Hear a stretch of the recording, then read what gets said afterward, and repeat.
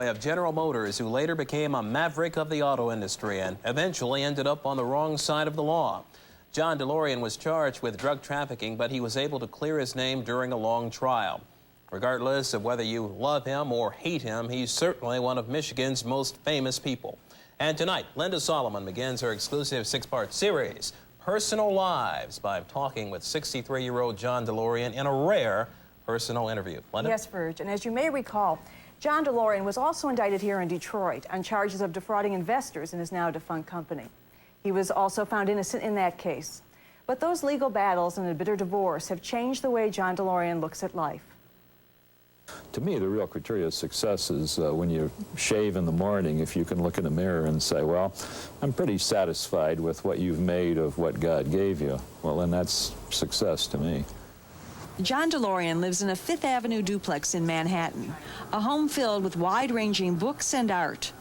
His multi-million-dollar apartment overlooks Central Park, a view shared by his neighbors Lawrence Rockefeller and Detroit real estate magnate Al Taubman. John DeLorean has lived here for 12 years, some of the best and worst years of his life. How have people changed towards you? Oh, I think a lot of people that I thought were my friends disappeared when the troubles came along. Some of my friends in Detroit, one particular in publishing, was a man who I must have come over to my house for dinner 200 times, and I was just shocked in the unfairness of his treatment of me in the press. It always end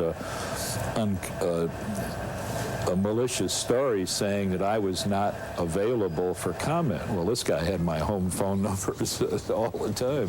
It was really shocking. Is there one thing that stands out that hurt the most?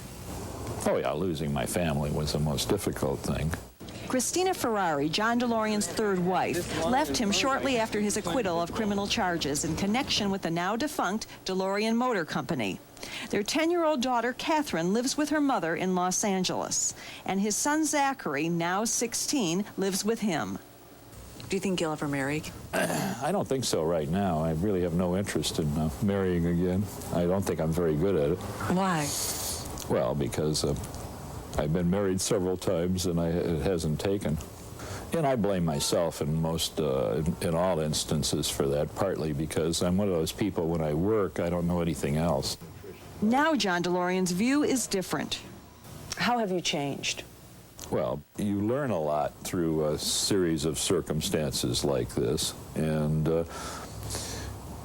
I think that I'm a lot better human being for it. I've certainly overcome all arrogance and false pride that I've had.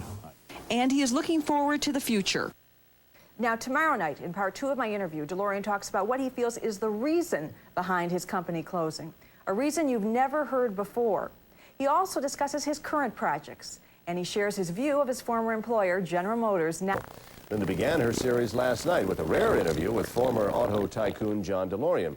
Tonight, in part 2 of that interview, DeLorean talks about his life today and the reason he feels the DeLorean Motor Company collapsed. At one time, you said that you had contemplated suicide. Well, I think everybody goes through a stage when you're so depressed and so down. I can't say I contemplated very seriously, but today I find it very hard to believe that I would even think that. And today, John DeLorean is looking forward to the future. He believes his most important accomplishments are still ahead, and he's currently working on another high-performance sports car project.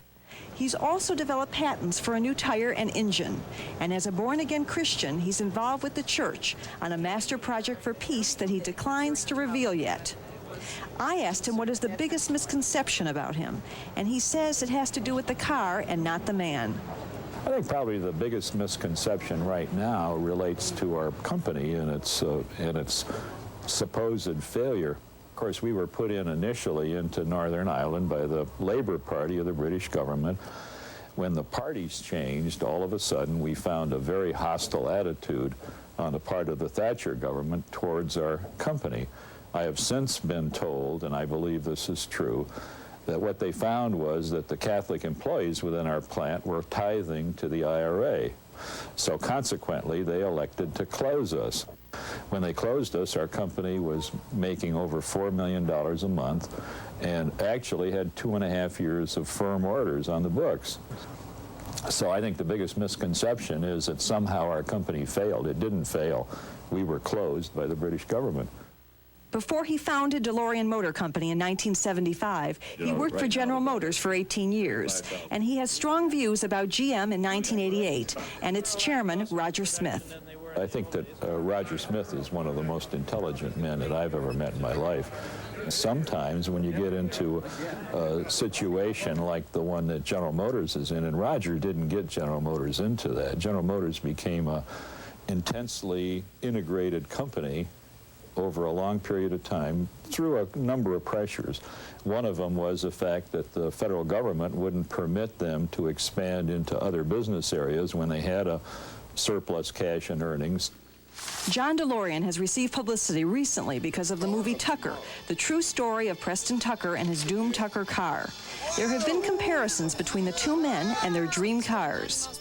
I haven't seen Tucker yet, although from what I've heard, I guess the analogy must be somewhat valid anyhow. And the interesting thing is all of a sudden now a number of people have been back at me wanting to do a movie of my life. And his life has changed so much during the last 10 years. Coming down where you belong then is a pretty good experience and helps you to decide what things are really important in your life. The real satisfactions are those things that are more spiritual than anything else.